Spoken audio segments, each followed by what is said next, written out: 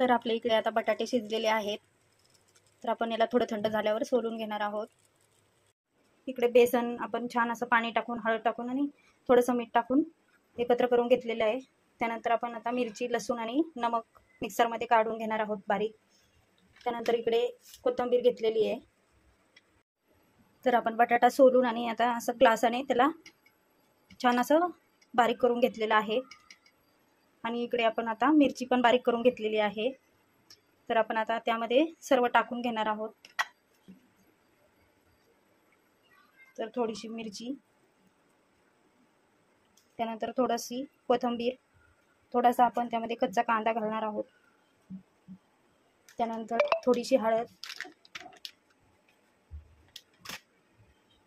तर आपण अशा प्रकारे व्यवस्थित मिक्स करून घेतलं आणि त्याचे छोटे छोटे असे गोल करून घेतलेले आहेत।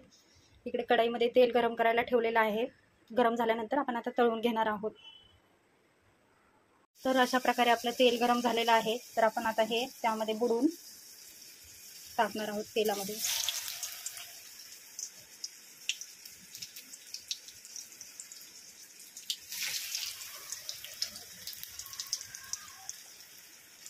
तर आपले वडे आता छान प्रकारे असे तळून झालेले आहेत।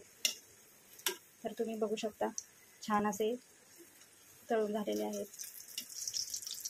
तर आपण काढून घेऊया आता।